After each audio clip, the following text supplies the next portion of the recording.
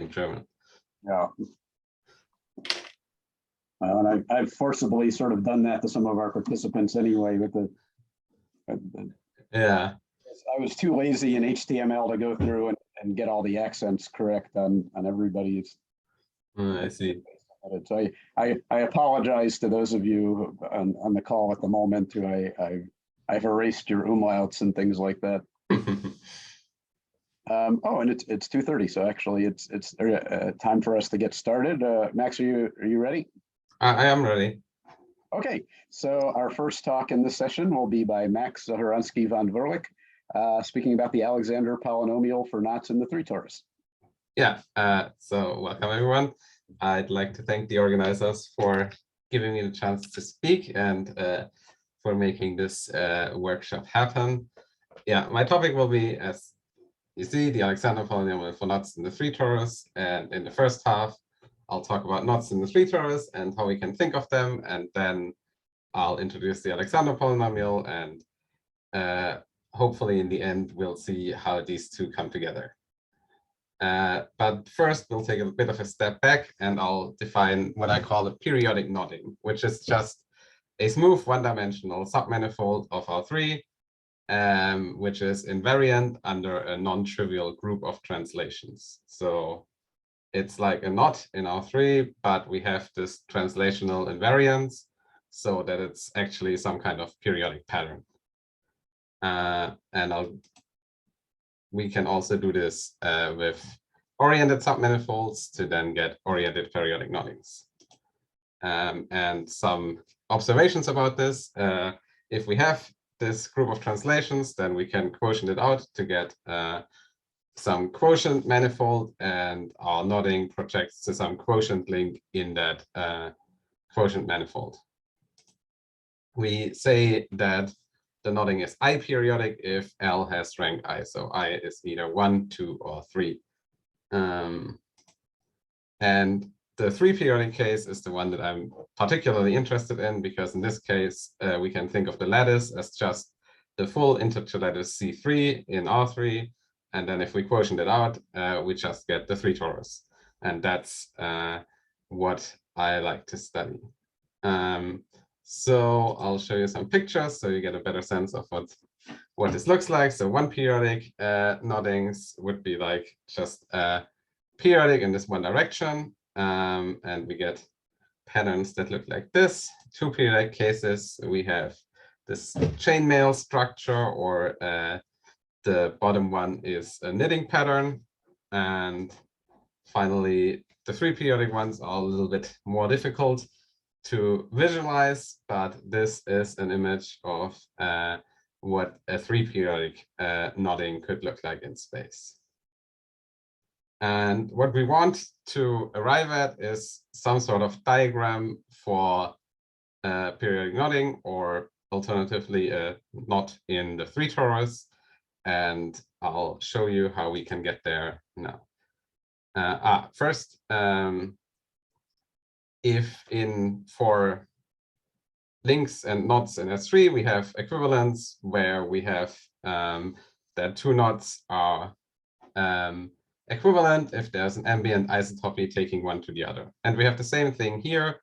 Two oriented or non-oriented periodic knottings are A equivalent if there's an isotopy that takes one to the other, but that also commutes with any translation in our lattice. So one way to think about this, if the lattice is like C3, then the isotopy should leave the lattice invariant. And if we have such an isotopy taking one to the other, then we say that they're A equivalent.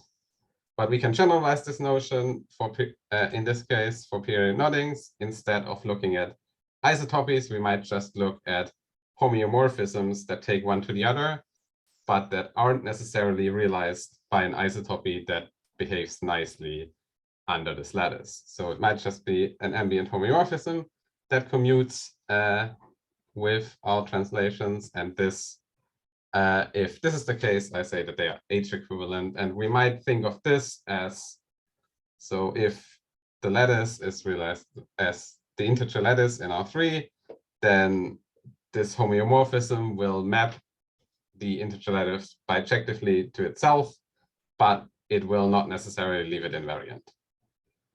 And then there's a final, even more general notion.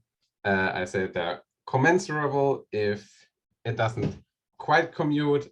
So here, the definition is a little bit opaque maybe, but the idea is that we have some full rank sublattice that is mapped to another full rank sublattice under the homeomorphism. And if that's the case, then I say that the links are commensurable. All right. For lower periodicities, there are some known classifications. So if we have one periodic noddings, these are just the quotient links are just links in a solid torus. And these have been classified by Gabryszek and Moskowski up to A equivalents and up to 6 crossings.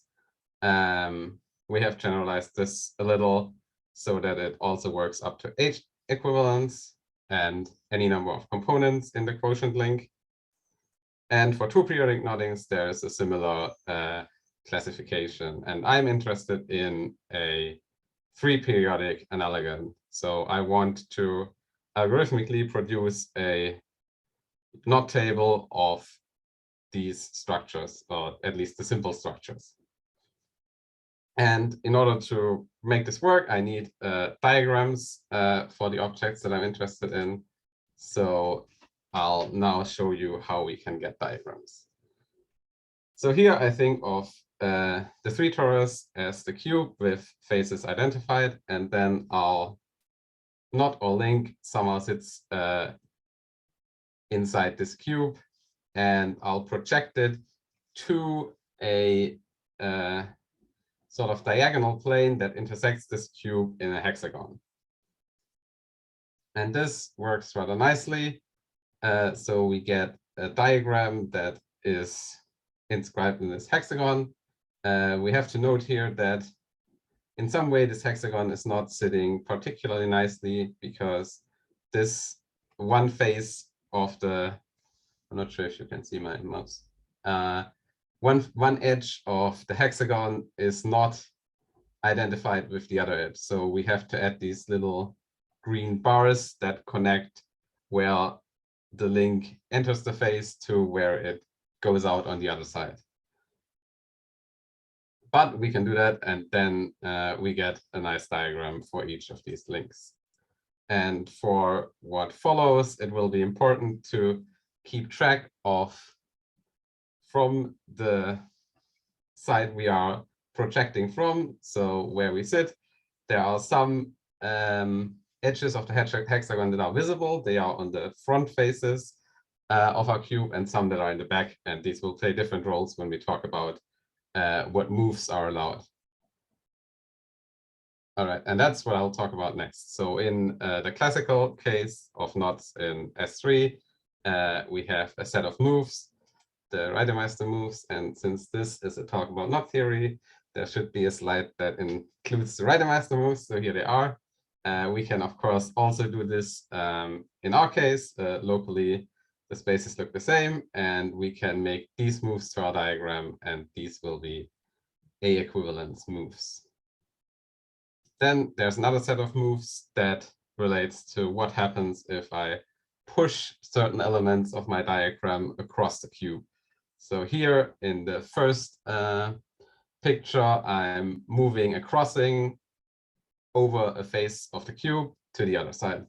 And it seems reasonable that this should be an isotopy move. And in the second one, I'll just pull one strand of my submanifold across a face, and that also is an isotopy move.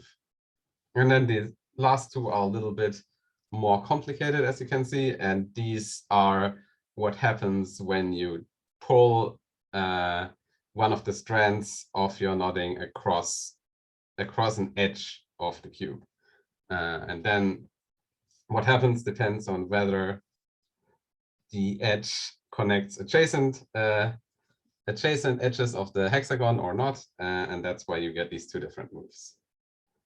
But these, together with the Reidemeister moves, are essentially all the A equivalence moves that we have. And if we then move to more general equivalences, then we get additional moves. And the first of these are symmetry moves. So this you can think of, we take a symmetry of the cube, and then we see how this symmetry affects our diagram. So the first three are kind of intuitive. We have a reflection, that makes sense. We have a rotation, and here what happens, so this, the symbol here, this T stands for tangle, so any sort of nodding happens here. And I've tried to visualize here that all crossings change from this sigma 3 move, and also we have to rotate. So this one's a little bit weird. And the last one does not look maybe like a symmetry move at all. We get this by considering a symmetry that does not leave our hexagon invariant. So it will switch up the hexagon, and we have to project back down to the original hexagon. And so we get something that looks a little bit strange. But this is also a symmetry move. And these are, in fact, all of them. So these are all moves that if we do them a certain number of times, we'll get the identity again. And then there's a second type of move, which is shearing. So we kind of shear the cube in one direction, and this will also result in different diagrams. And you can get all of these pictures if you just stare at some drawings for long enough. And this is the second type of move that we have here. And finally, if we take the commensurability, then what we get is like a cyclic cover move. So we take one cube, we add another cube next to it, and we take the original two diagrams and try to fit them into a hexagon that lies in the doubled cube. And this is what happens. And of course, you can do this with any number of cubes, not only two. And that gives you a whole class of other moves that are allowed if you consider this commensurability. Okay, so this is our move set. It's quite a bit larger than for S3. And now I'd like to talk about the Alexander polynomial for classical knots first, and then I'll show you how we can amend this to work in our case. So I'll briefly introduce how one defines the Alexander polynomial for knots in the 3 sphere. So we look at the knot complement, and then we take the Hurewicz map from the fundamental group to the first homology group. The first homology group is just the integers. And this map has a kernel, which is a subgroup of pi1, and that corresponds to a covering of our knot complement. And next, we have that this group, the first homology group, is also the group of deck transformations for our covering, and thus acts on our covering space x tilde. And then the integral group ring over it also acts on x tilde, and by extension also on the first homology group of x tilde. And for technical reasons, we add this additional fiber here. But the integral group ring over the integers is just isomorphic to the integer Laurent polynomial ring. So we have an action of that ring on this homology group. And I should note here that the Alexander polynomial is an invariant for oriented knots. What exactly this action looks like depends on the choice of generator in H1 here. And the generator can be chosen once we know what the orientation of the knot is. And then we do some algebra. We have a free resolution of these lambda modules. And this map P here can be represented by a matrix with lambda x entries. And in order to get the Alexander polynomial, then finally we take the subdeterminants of P and look at an ideal generated by them. And then there's a unique generator of that ideal. So this is the process for getting the Alexander polynomial for not in S3. And now I want to do the same, but in my case. So it's not in S3, it's links in the 3 torus. And so when I consider the complement, this complement will be the complement in the 3 torus. And then I just try to do everything the same, essentially. So here we have the Hurewitz map, and we might just take that. But the issue is that H1 of X now is not necessarily a free abelian group anymore. But we kind of need that in order for everything else to go through. So instead of this map, we look at the map that is first the Hurewitz map, and then the map induced by the embedding of X into T3. H1 of T3 is C3, and that's a free abelian group. And fortunately, this map is also surjective. So we get a map that we can work with. And this then has a kernel that corresponds to a covering. And then we just change everything here. Instead of Z, we now have C to the 3, which acts on the covering space. And then this Laurent polynomial ring becomes a ring in 3 variables. But everything else, fortunately, works out fine. So we can just plug in this new polynomial ring in 3 variables and still get the matrix here, can still compute the Alexander polynomial. And that's how you get the invariant for links in the 3 torus. So the technical definition all works out.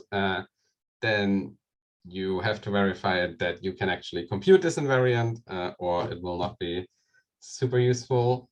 But that also works out. So I'll go briefly through this. So if we know a presentation of the fundamental group of our knot complement, then there's this method called Fox calculus, which allows you to compute the Alexander polynomial but via computing this matrix that I showed you. And since there's not too much time left, I'll just do this briefly.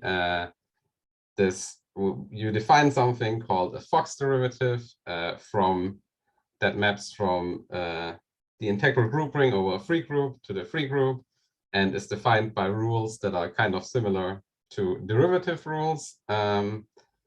And you can use this map to essentially compute the matrix P that you're interested in via using this to define a map that goes to the integral group ring over H1 of T3, the homology group, and then you just plug in all the relators that you have into this map. And yeah, basically you take the derivative of each of the relators that you have, and then instead of, well, you basically abelianize the whole thing, and then you get entries in this matrix, and from this you are able to compute the Alexander polynomial. So you can actually implement this and teach a computer to do this quite nicely. And I'll finally want to bring this back to our original discussion of the various equivalences. So the Alexander polynomial of the quotient link is an A equivalence invariant of the original knotting in R3. But something more holds, which is what we want, because we also want to study H equivalence. So if we have 2 knottings that are only H equivalent, then we have a homeomorphism that takes one to the other.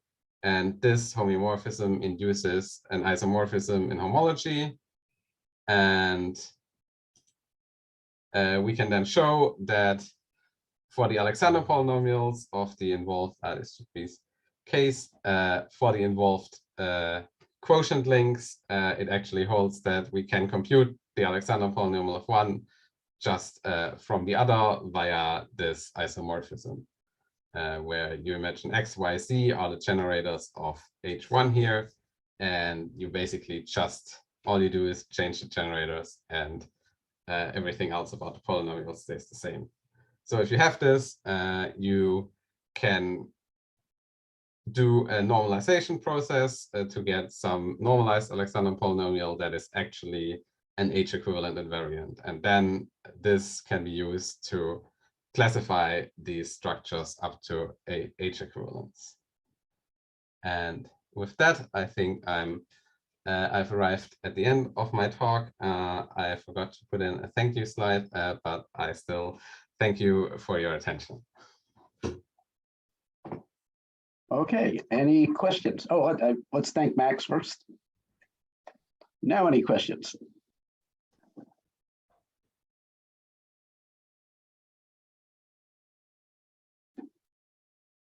No questions?